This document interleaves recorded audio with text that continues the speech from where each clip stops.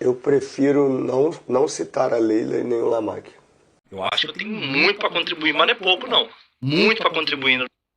Mas o torcedor que tem caráter, o torcedor que é correto, sem dúvida nenhuma esse torcedor entende esse processo.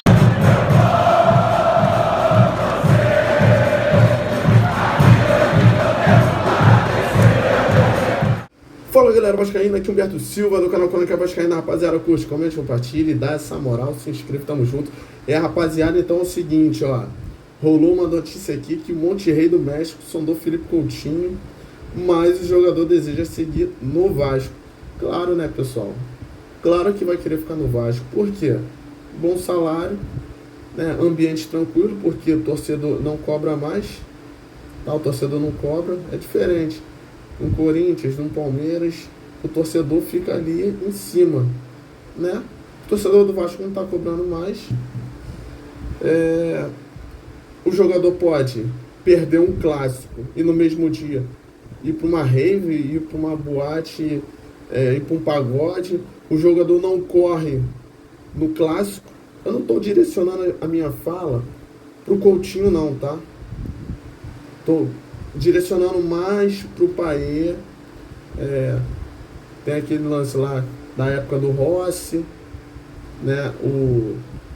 Aquele volante, o Zé Delivery, entendeu? Então assim, não tô falando exatamente do Coutinho, mas eu tô dando, tô citando aqui alguns fatores que contribuem pro jogador querer ficar no Vasco. Por exemplo, torcida que sempre apoia, mesmo empatando com Volta Redonda. Não estou falando que não tem que apoiar, não.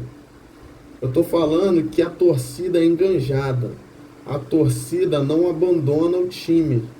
Então, mesmo com resultados pífios, né, empate com Volta Redonda, tomando 2 gols de bananada de um zagueiro fraco, né, erro da zaga inteira, você empatando com Sampaio Corrêa, tá, num jogo treino com Boa Vista, o titular não vence, e é isso aí, a torcida não cobra, tá, salário em dia, time grande, torcida grande, atuante, sabe?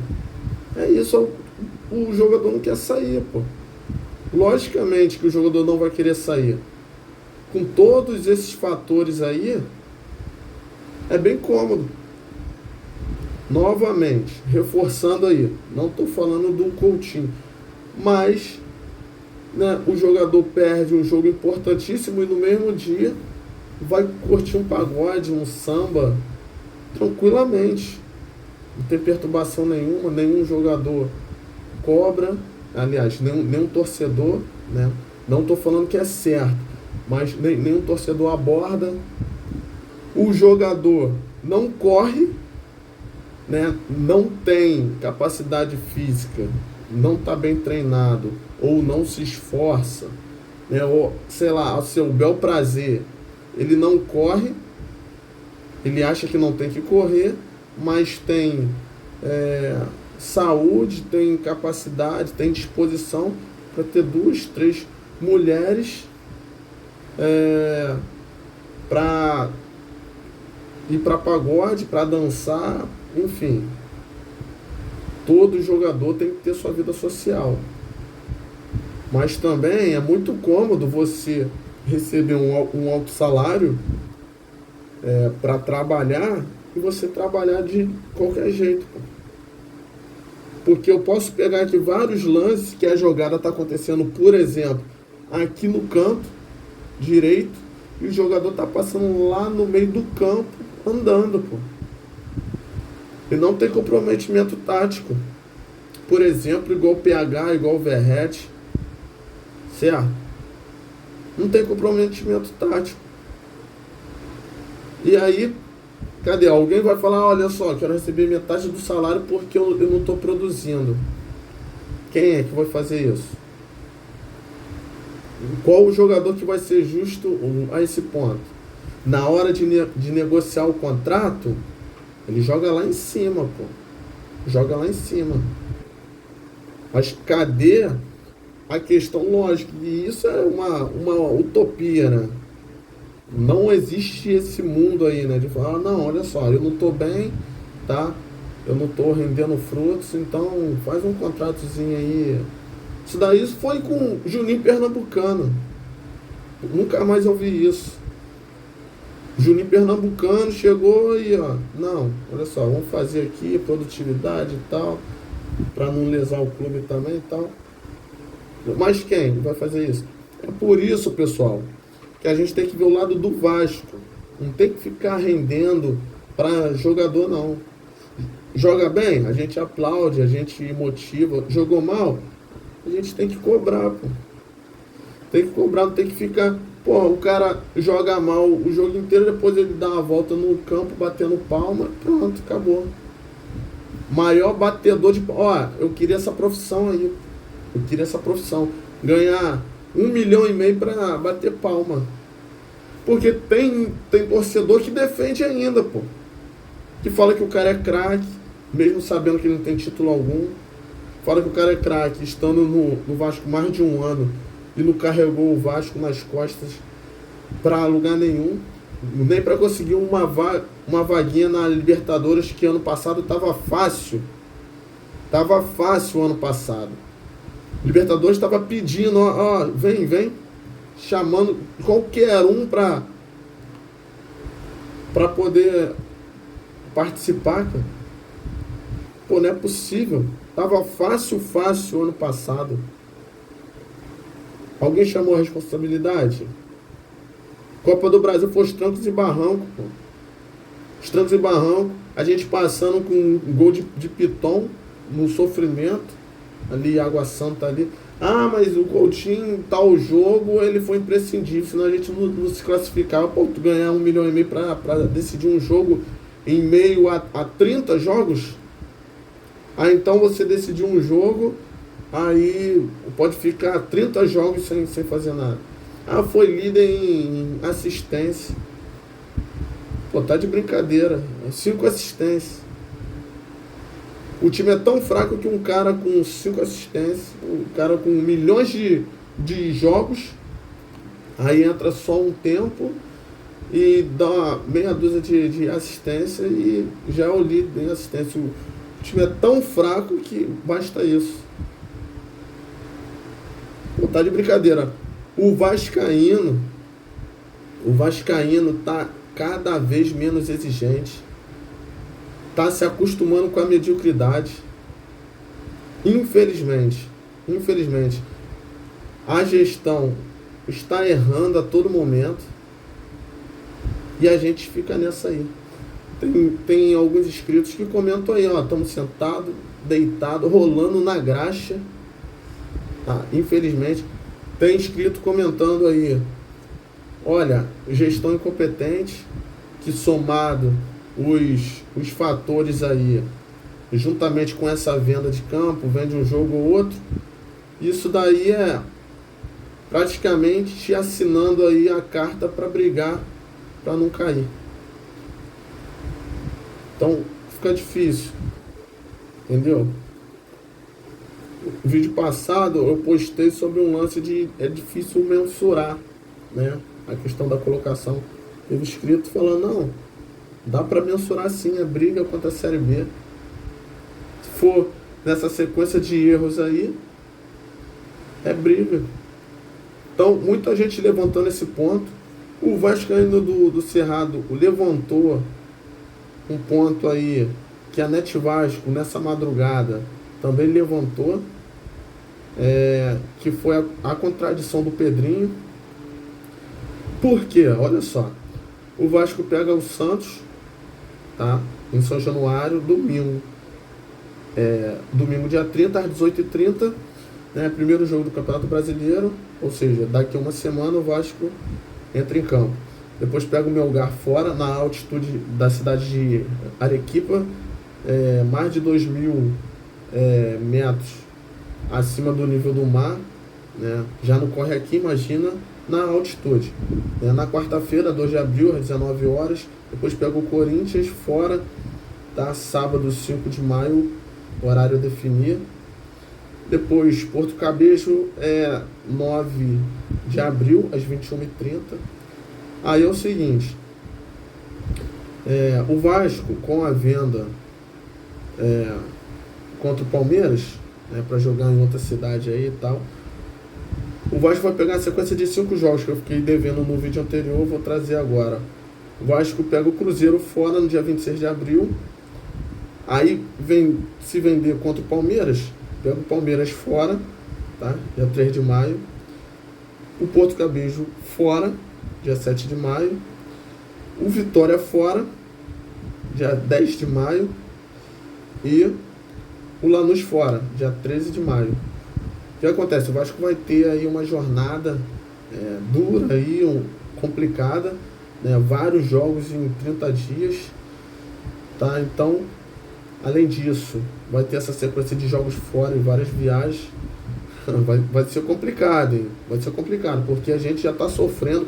O Carioca, a gente já sentiu a diferença de preparação física, né? Você vê a intensidade aí do Império do Mal, de outras equipes aí, você vê que o Vasco está bem aquém, né? Principalmente contra o Fluminense aí, no segundo tempo caiu bastante, o Fluminense foi lá e virou o jogo. Então, voltando aqui para o ponto que o Vascaíno do Cerrado e o Net Vasco levantou, foi o seguinte, aqui ó, o Net Vasco levantou o seguinte ponto: a gestão Pedrinho criticou venda de mandos pela 777 no Brasileirão de 2024 e está querendo vender o mando contra o Palmeiras agora em 2025. Tem uma reportagem de tempos atrás do GE que é o seguinte, deixa eu ver se eu deito aqui a imagem para ficar melhor a leitura. Internamente, a atual gestão do Vasco entende que a 777 vendeu o mando de campo por falta de ambição esportiva. Olha só, olha os termos. Priorizando apenas o fluxo de caixa. O GE apurou que, segundo o planejamento esportivo da empresa norte-americana, o Vasco não estaria lutando na primeira parte da tabela. Então, na visão da 777, poderia ser uma boa oportunidade de receita para um jogo contra um adversário difícil. Em outras palavras, falando, o Vasco não tem capacidade de vencer o Palmeiras, de vencer essas equipes, então não vai conquistar os 3 pontos. Vamos arrumar um dinheiro em cima. Vamos lá, reportagem de tempos atrás, olha só. A falta de ambição esportiva também foi vista no acordo pelo clássico contra o Fluminense no segundo turno, ser disputado em Cariacica. A 777 Partners e a antiga gestão da SAF do Vasco venderam o clássico para a mesma empresa para o jogo ser realizado no Espírito Santo. Ou seja, 777 o quê? Jorge Salgado. Aí o GE está relatando isso, né, e colocando pontos de posicionamento da gestão Pedrinho, que assumiu e tinha esse pensamento. Aí, no entanto, Pedrinho e direção vascaína fizeram acordo com as partes para que o jogo vencido pelo Vasco fosse no Newton Santos, ou seja, ele assumiu, né, o mandato e aí começou a tentar levar a questão para outro lado. Que até então o posicionamento deles era falta de ambição esportiva, né? Então vamos lá. O Vasco tem preferido mandar seus jogos em São Januário e assim o fará na semifinal da Copa do Brasil contra o Atlético Mineiro. É o quê? Gestão Pedrinho. Olha só, havia a possibilidade de levar o jogo para o Maracanã, mas a direção do clube entende que o lado esportivo é a prioridade e por isso decidir em casa é uma opção melhor. Além disso, uma classificação para a final traria mais benefícios financeiros do que a bilheteria de um jogo no Maracanã. Tá vendo aqui? O além disso, ou seja, tem alguns fatores. E além desses fatores, né, a final traria mais benefício financeiro e tal. Ou seja, então pode-se concluir o quê? Que se manter na Série A é mais importante do que você vender alguns jogos por acreditar não conseguir os 3 pontos contra essas equipes. Ou por mais que eles falem, não, mas o Vasco pode, mesmo vendendo, o Vasco pode. Tá, mas por que então tá vendendo esses jogos específicos? Entendeu? Por que não está vendendo jogos mais fáceis? Que aí a lógica seria invertida. Estão acompanhando o raciocínio? A questão é essa. Eles tinham um posicionamento, né? E aí eles informaram, eles transpareceram esse posicionamento. Como era o modus operandi da gestão Salgado com a 777. Quando eles entraram, eles quiseram mudar essa mentalidade da 777 e atribuindo algumas críticas. E aí agora, em 2025, eles estão vendendo os jogos. Ou pelo menos têm a intenção de vender.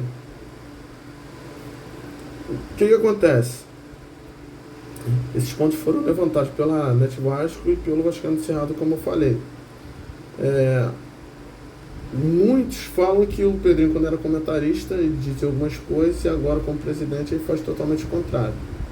Então, acaba sendo um ato controverso, né? Há uma incongruência de pensamento aí. Saiu uma informação aqui que teremos o Coutinho e Neymar em São Januário. O Santos deve ter Neymar no jogo contra o Vasco pelo Brasileiro. O Coutinho está em fase final de recuperação e também estará à disposição. Informação do UOL. Beleza? Então, pessoal, é isso. Vamos ficar atentos e analisando aí o dia a dia do Vasco para a gente ver essas possíveis esses possíveis modus operantes que acabam sendo